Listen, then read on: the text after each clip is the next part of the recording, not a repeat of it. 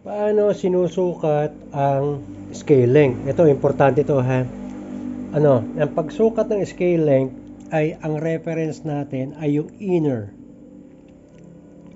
nung first string pagka naka 6 string tayo. Alright? Ngayon, from here sa loob, pupunta tayo doon sa 12th fret center. Hindi doon, hindi dito. Center. Ngayon, pagka nakuha na natin yon, kung ano yung measurement ng center, make it double papunta doon sa contact point nung saddle natin. So, yun yan. Ito yan, medyo tricky yan kasi hindi natin alam talaga kung bilog ba talaga o nasaan yung pinaka contact point yung ibabaw. Alright? So, yun. Yun na yung kumbaga parang ikaw na, yung use your imagination na. So, yun. Ulit. Inner nung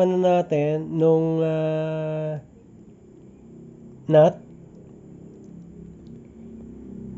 sukat sa sentro nung 12th fret sa gitna, sukat doon sa contact point ng saddle natin. Yon ang scale length. Doon tayo babase.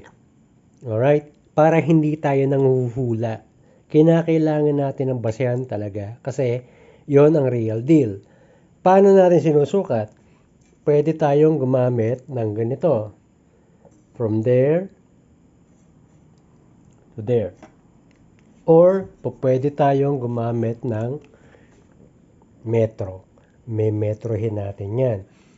Pag marunong tayong bumasa ng scale length, malalaman natin, may ipoposition natin ng tama yung mga saddles natin, babase tayo sa theory pa rin. Depende sa tuning, depende sa gauge na ginamit. Doon gagana ang imagination natin. Ito yung pinaka-pundasyon.